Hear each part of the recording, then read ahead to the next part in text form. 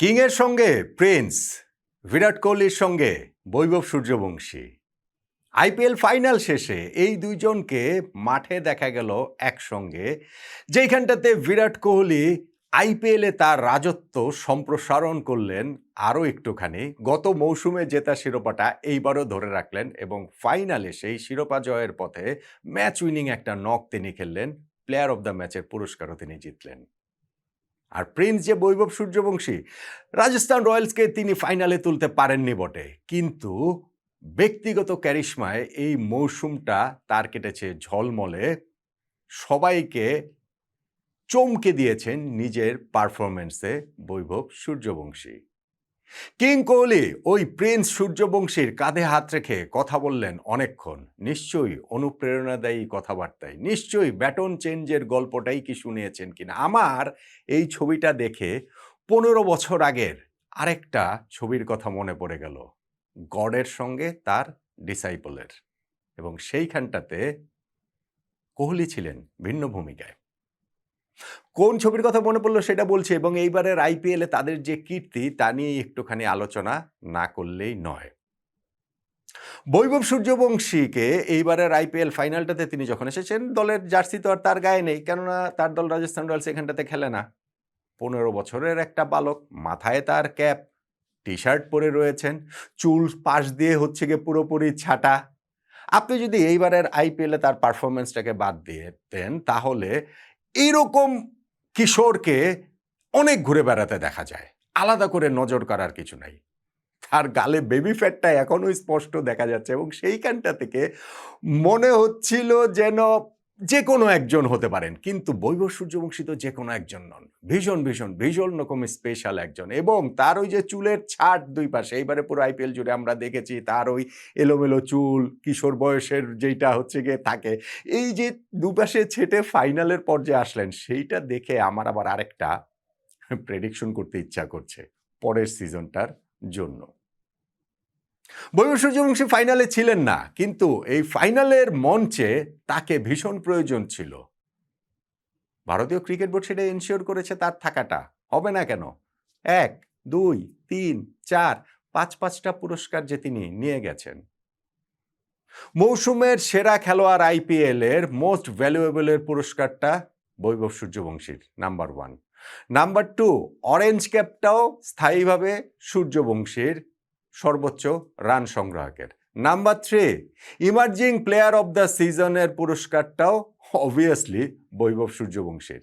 Number 4, super striker of the season, সবচেয়ে বেশি strike rate, 237 strike rate, সেই কারণে Vaibhav Suryavanshi. Super sixes of the season number 5, 72টা ছক্কা মেরে, সেই পুরস্কারটা বৈভব সূর্যবংশীর।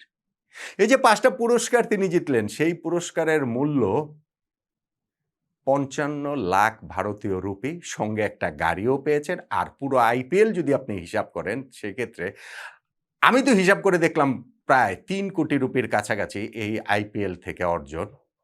15 বছর বয়সী একজন কিশোরের, বালকের, বিস্ময় বালকের। সূর্যবংশী এইবারের আইপিএলে যেই ক্রিকেটটা খেলেছেন, সেইটা আমাদের সমস্ত কল্পনাকে ছাড়িয়ে গিয়েছে। বিরাট কোহলির ক্ষেত্রে হয়তো সেটা বলা যাবে, হয়তো না, নিশ্চিতভাবেই বলা যাবে না। কিং কোহলি নাম তার শুধু শুধু হয়নি, সব জায়গাতেই তার রাজত্ব প্রতিষ্ঠিত ছিল, শুধু আইপিএলটা বাদে। এবং সেই আইপিএলটার শিরোপা যখন গত বছর তিনি জিতেছিলেন, এইবার সেইটা ধরে রেখেছেন মোটামুটি অনায়াসেই বলতে পারেন। এবং ফাইনাল শেষেও কোহলি বলছিলেন যে গতবার যেই প্রেশারটা ছিল, সেই প্রেশারটা এবার নাই। তবে এরকম একটা মোমেন্টটা তিনি অনেক দিন ড্রিম করেছেন, স্বপ্ন দেখেছেন, যে আইপিএল এর শিরোপা জিতছে রয়্যাল চ্যালেঞ্জার্স বেঙ্গালুরু, সেইখানে উইনিং মোমেন্টটাতে তিনি ছিলেন, উইনিং রানটা তিনি নিচ্ছেন। এবং এই ম্যাচটাতে এক্স্যাক্টলি সেটা হয়েছে, যে লঙ্গনের উপর দিয়ে মারা একটা ছক্কাতে তিনি ওই দলকে শিরোপা জেতানোর মুহূর্তটাতেও ক্রিজে ছিলেন। গত বছর যখন শিরোপা জিতেছে, সেইখানটাতেও কোহলি তার দলের টপ স্কোরার ছিলেন, যদিও দল আগে ব্যাটিং করেছে, তিনি 43 রান করেছিলেন, উইনিং মোমেন্টটাতে তার ক্রিজে ছিলেন না। এখন এই ম্যাচটাতে, এই সিজনের এই ফাইনালটাতে এসে সেইটা তিনি ছিলেন ভালোভাবে। সেই কারণেই হয়তোবা ওই যে তাকে একবার আউট দিয়ে দেওয়া হয়েছিল মোটামুটি 63 রানের সময়, শুভমান গিল যে একটা ক্যাচ ধরেছিলেন, ওই সময় মাঠ ছেড়ে যেতে যে রিফিউজ করছেন, ওই উইনিং মোমেন্টটাতে থাকার জন্যই বিরাট কোহলি আরও বেশি করে। কোহলির কিন্তু শুধু ফাইনালের এই ইনিংসটা না, আইপিএল সিজনটাতেও তিনি অরেঞ্জ ক্যাপের তালিকায় সর্বোচ্চ রান সংগ্রাহকের তালিকায় কিন্তু ৪ নম্বরে রয়েছেন। যদিও সেইটা তার যে প্রিন্স বৈভব সূর্যবংশী তার চেয়ে প্রায় ১০০ রান আসলে কম। ৬৭৫ রান বোধহয় বিরাট কোহলি করেছেন। আর বৈভব সূর্যবংশীর রান এইখানটাতে ৭৭৬ রান তিনি করেছেন এই পুরা সিজনটাতে। সূর্যবংশী এই সিজনে যা, যা করেছেন আমি বলছিলাম সেটা সমস্ত কল্পনাকে ছাড়িয়ে যাওয়ার মতো। ১৬টা ম্যাচ খেলে এত রান করেছেন তিনি এবং সেইটাও ২৩৭ স্ট্রাইক রেটে, একটা সেঞ্চুরি করেছেন, ৫টা ৫০ করেছেন। সেই ৫টা ৫০র মধ্যে আরও ৩টা সেঞ্চুরি আসলে হতেই পারত। ৯৩ রানে আউট হয়েছেন, ৯৬ রানে আউট হয়েছেন, ৯৭ রানে আউট হয়েছেন। সো সেই আরও ৩টা সেঞ্চুরি না হওয়া সত্ত্বেও তিনি এই পুরো সিজনটা তার ছিল ঝলমলে। স্পেশালি সিজনের ওই যে সানরাইজার্স হায়দ্রাবাদের বিপক্ষে তো সেঞ্চুরি করেছেন ৩৬ বলে।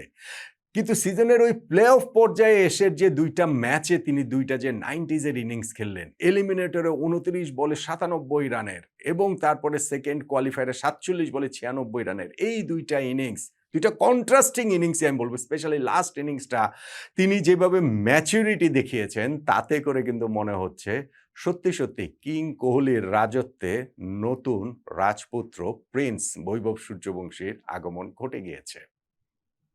বলছিলাম যে এইবারের আইপিএল থেকে তিনি প্রায় ৩ কোটি রুপি আয় করে ফেলেছেন ১৫ বছর বয়সে। সেইটা কিভাবে?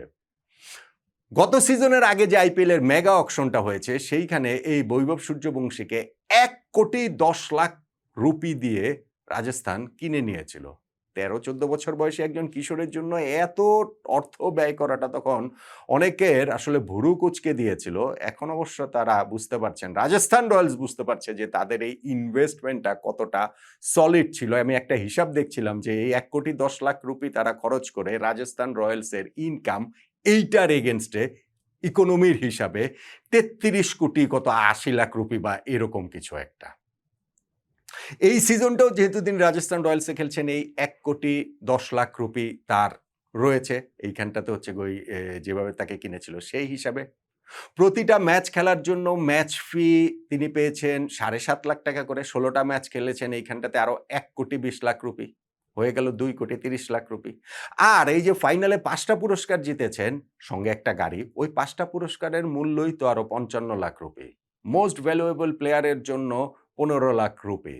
ইমার্জিং প্লেয়ারের জন্য ১০,০০,০০০ রুপি। অরেঞ্জ ক্যাপের জন্য ১০,০০,০০০ রুপি।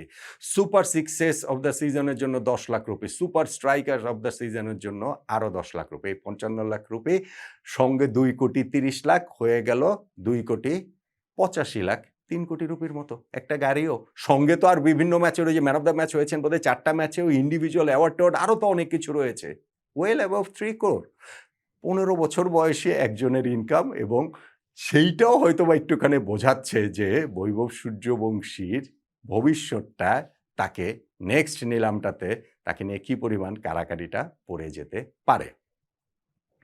সূর্যবংশীর এই যে সিজনটা আইপিএল এর লাইফ চেঞ্জিং সিজন, গত সিজনটা ছিল ব্রেক থ্রু সিজন এবং এইবারে যে লাইফ চেঞ্জিং সিজনটা তারপরে আমি বলছিলাম যে একটা প্রেডিকশনের মতো করব। প্রেডিকশনটা হচ্ছে যে তার চুল ছাঁটা দেখে আপনি যদি মনে হয় যে না স্কুলে ছুটি কাটানোর সময় চুল বড় হয়ে গেছিল, আবার যখন স্কুল শুরু হয়েছে তখন একটা কিশোর তার চুল ছেঁটে যাচ্ছেন। সূর্যবংশীর ফিটনেস নিয়ে নট নেসেসারিলি তাকে দেখলে একটু বাল্কি মনে হয়, হয়তোবা ঐরকম লিন অ্যান্ড থিন না, অত ফিট না। আমার যেটা প্রেডিকশন নেক্সট সিজনের আইপিএল আসতে, আসতে দেখবেন যে নিজের ফিটনেসটাকেও তিনি আরেকটা লেভেলে নিয়ে যান। ম্যাচ শেষেও ওই ফাইনাল শেষেও তিনি ওইটা বলেছিলেন যে লং টার্ম খেলতে হলে সেই ফিটনেসের দিকে আসলে মনোযোগ দিতে হবে। ওইটা আমরা দেখতে পাবো। বিরাট কোহলিরও ক্যারিয়ারের শুরুটা যদি আপনি মনে করে দেখেন, সেইখানটাতে তিনিও কিন্তু একটু গাপ্পু-গুপ্পুই ছিলেন। কিন্তু তারপরে তিনি নিজেকে কিভাবে আসলে কনভার্ট করেছেন, কিভাবে তিনি ফিটনেস ফ্রিক হয়ে উঠেছেন। নট নেসেসারিলি সূর্যবংশীকে ফিটনেস ফ্রিক হতে হবে। তার হয়তোবা প্যাটার্নটা অন্যরকম। সচিন টেন্ডুলকারের মতো একটা প্যাটার্নের জায়গায় কিন্তু নেক্সট সিজন আসতে, আসতে আপনি সূর্যবংশীর এই অ্যাপারেন্টলি বাহিরের থেকেই তার ওই চেঞ্জটা আরো ভালোভাবে দেখতে পাবেন বলে আমার মনে হয়। সচিন টেন্ডুলকারের কথা বলছিলাম। ওই যে শুরুতে বলছিলাম না ১৫ বছর আগের একটা ছবি। ২০১১ বিশ্বকাপ ফাইনাল ভারত শিরোপা জিতল অবশেষে, সচিন টেন্ডুলকার অবশেষে বিশ্বকাপ জিতলেন এবং সেই বিশ্বকাপ জয়ের সেলিব্রেশনে মুম্বাইয়ের ওয়াংখেড়ে স্টেডিয়ামে বিরাট কোহলি কাঁধে তুলে নিয়েছিলেন এই সচিন টেন্ডুলকারকে, দ্য গড অফ ক্রিকেট হিসাবে যাকে ভারতীয়রা জানে, এবং সেই গড অফ ক্রিকেটের ডিসাইপল শিষ্য ছিলেন এই বিরাট কোহলি।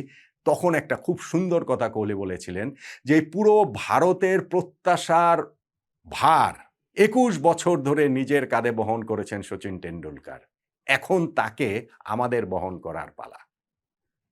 বিরাট কোহলিও তার এই ক্যারিয়ারের ১৮-১৯ বছরে, আমি আইপিএল বলছি না, শুধু ভারতের হয়ে ইন্টারন্যাশনাল ক্রিকেটে যা যা করেছেন সেইখানটাতে তিনিও ভারতের জন্য সিম্বল অফ ক্রিকেট হয়ে উঠেছেন, তিনিও কিং কোহলি হয়ে উঠেছেন। এবং এইখানটাতে যখন বৈভব সূর্যবংশীর মতো একজন চলে আসেন, প্রিন্স সূর্যবংশী চলে আসেন, তখন সেই রাজদণ্ড হস্তান্তরের একটা প্রতিচ্ছবি আমরা এই জায়গাটাতে দেখতে পাই। সচিন টেন্ডুলকারকে যেভাবে কাঁধে তুলে নিয়েছিলেন বিরাট কোহলি, গডের সঙ্গে ডিসাইপলের একটা সম্পর্ক তখন আমরা দেখেছিলাম। এইবার যখন এই বিরাট কোহলি কথা বলছিলেন সূর্যবংশীর সঙ্গে, তখন আমরা কিং এবং প্রিন্সের আরও একটা রসায়ন হয়তোবা দেখতে পেলাম। আমার কাছে অন্ততপক্ষে সেটাই মনে হয়েছে। বিরাট কোহলির যেই রাজত্ব, সেই রাজত্বে রাজপুত্র হিসেবে বৈভব সূর্যবংশী কি নিজেকে স্ট্যাবলিশ করতে পারবেন? এইবারের আইপিএল কিন্তু সেই আশা দিচ্ছে প্রবলভাবেই, নয় কি?